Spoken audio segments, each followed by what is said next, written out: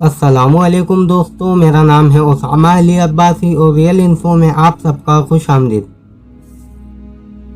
پیارے دوستوں، حضرت موسیٰ علیہ السلام کے دور میں ان کا ہی ہم اثر، ان کے ساتھ ہی پیدا ہونے والا موسیٰ بن سامری آخر کون تھا جس کے اوپر اللہ تعالیٰ غضبناک ہوا اور اس کو عذاب میں مبتلا کر کے اذیتناک موت دی؟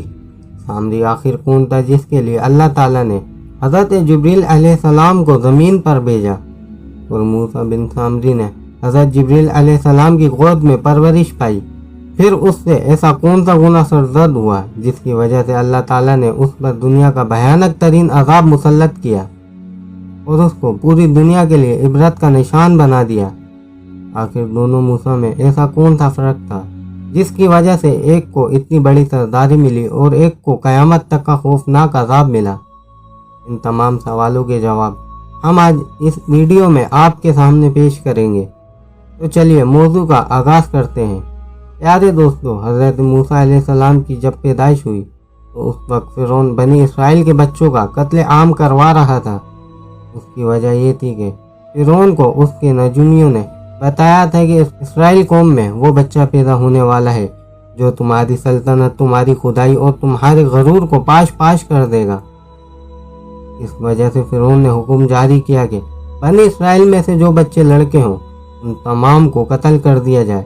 اس کا ذکر قرآن کریم میں بھی ملتا ہے جس میں اللہ تعالیٰ بنی اسرائیل کو مخاطب کر کے کہتا ہے کہ وہ وقت یاد کرو جب فرعون تمہارے بیٹوں کو تو قتل کر دیتا تھا اور تمہاری بیٹیوں کو زندہ چھوڑ دیتا تھا اور وہ بڑا ہی ظالم تھا۔ آپ یہاں اندازہ لگا سکتے ہیں کہ فرعونی افواج بنی اسرائیل کی عورتوں کے ساتھ کیسا سلوک کرتے ہوں گے۔ یہی وجہ ہے کہ اللہ نے اس کا ذکر قرآن میں فرمایا ہے۔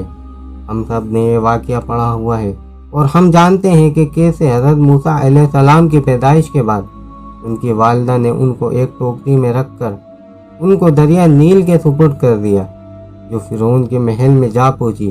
پھر فرعون کی بیوی حضرت آسیہ علیہ السلام نے انہیں گود لیا اور بے اولاد ہونے کی وجہ سے ان کی خواہش کو دیکھتے ہوئے فرعون نے انہیں قتل نہیں کیا، اور یوں جس بچے کو قتل کرنے کی ساری کوششیں کی جا رہی تھی وہی بچہ فرعون کے محل اور اس کی بیوی کی گود میں پرورش پا رہا تھا۔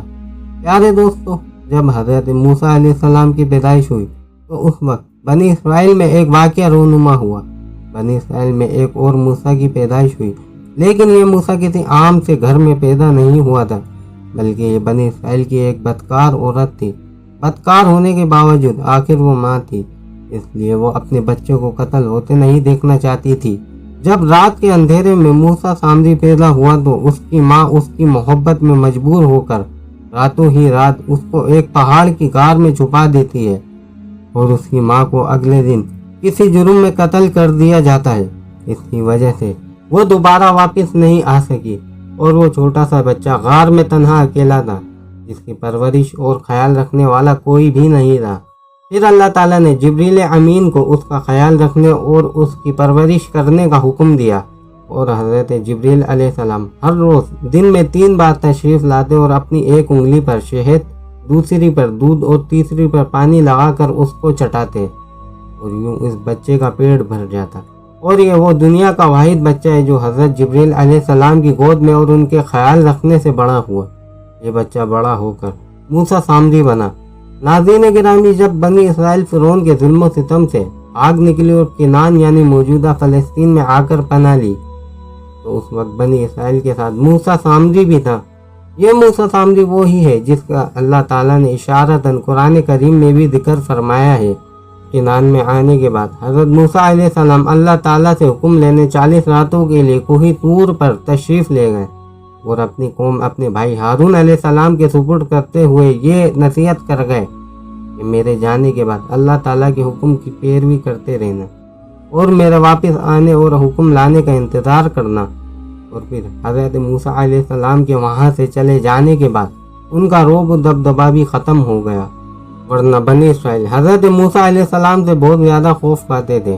اس کی وجہ یہ تھی کہ حضرت موسیٰ علیہ السلام بہت ہی غصہ کرنے والے تھے اور انہیں اللہ تعالیٰ کی چھوٹی سے چھوٹی نافرمانی و گناہوں پر بہت شدید غصہ آتا تھا۔ یہی وجہ ہے کہ بنی اسرائیل ان سے ڈر کر رہتے تھے۔ जब वो तौरात के हसूल के लिए कोहे तूर पर तशरीफ़ ले गए तो बनी इसराइल को खुलकर मौका मिल गया और उनमें सबसे ज़्यादा मौका मूसा सामरी को मिला, जो इस दौरान खुफिया तरीके से जादू के अमल में मसरूफ़ था। वो जादू का बड़ा माहिर बन चुका था। इसके साथ साथ आप जानते हैं कि जादू के लिए शैतान की पैरवी इख्तियार करनी पड़ती है। इसकी वजह से वो शैतान का पैरोकार बन चुका था। यानी वो बच्चा जिसने फिरौन के महल में परवरिश पाई वो तो अल्लाह का नबी बन गया, लेकिन वो बच्चा जिसने जिब्रील अलैहिस्सलाम की आगोश में परवरिश पाई वो शैतान का साथी और मददगार बन गया। शैतान के कहने पर मूसा सामरी ने उन 40 रातों में 6 लाख लोगों को गुमराह कर दिया और उनकी अकल पर पर्दे डाल कर रख दिए, और उन 40 दिनों के अंदर लोग अपने दीन से फिरकर गुमराही की तरफ गामदिन हो गए। बनी इसराइल से कहकर सामरी ने सोने का एक बहुत बड़ा बछड़ा तैयार करवाया। वो जादू करते हुए उसके अंदर कुछ ऐसा फूंका कि जब उसकी पूजा की जाती तो उसके अंदर से आवाज़ आया करती। दरअसल उस बछड़े के अंदर एक शैतान घुस गया था जो लोगों की पूजा पाठ का उनको जवाब दिया करता था। ये सारी सूरत हाल देखकर हज़रत हारून अलैहिस्सलाम ने उनको रोकना चाहा, लेकिन बनी इसराइल उनकी बात कहाँ मानने वाले थे। इस वजह से हारून अलैहिस्सलाम ने अल्लाह से दुआ की कि वो हज़रत मूसा अलैहिस्सलाम को जल्द अज जल्द वापस भेज दें कि वो आकर अपनी कौम को संभाले। उन चंद दिनों में ही बनी इसराइल उस बछड़े की पूजा करने के आदी हो गए और अल्लाह ताला की नेमतों और उसकी अताओं और उसकी तरफ से भेजे जाने वाले मनो सलवा को भूलकर उसके साथ शिरक करने लगे। जब 40 दिनों बाद हज़रत मूसा अपनी कौम में वापस आए और उनको इस हाल में पाया तो उन्होंने अपनी पूरी कौम पर सख्त गुस्सा किया और अपने भाई हज़रत हारून अलैहिस्सलाम को उनकी दाढ़ी पकड़कर अपनी तरफ खींचने लगे। फिर जब हारून अलैहिस्सलाम ने पूरी सूरत हाल बताई तो मूसा ने सामरी को किनान से मार भगाया और अपनी कौम को बड़ी सख्ती से इसका मना किया और सोने के उस बछड़े को तोड़ डाला और सामरी को बददुआ भी दी। बनी इसराइल को शिरक में मुब्तला करने की पैदाइश में मूसा सामरी पर अल्लाह ताला का बड़ा ही बदतरीन अजाब नाजिल हुआ और उसके तमाम जादू उस ही के ऊपर पड़ गए और वो इंतहाई तकलीफ और अजियत का शिकार होकर इस दुनिया में पागल हो गया और चट्टानों में सर टकराते हुए दीवानगी की हालत में मर गया और अगले जहान पहुंच गया, जहां अल्लाह ताला ने उसके लिए मजीद दर्दनाक अजाब तैयार कर रखा है। उसे उसकी बदचलनी और बदनीयती की वजह से ईमान से महरूम कर दिया गया, हालांकि उसने हज़रत जिब्रील अलैहिस्सलाम जैसे जलीलुल कदर फरिश्ते के हाथों परवरिश पाई थी।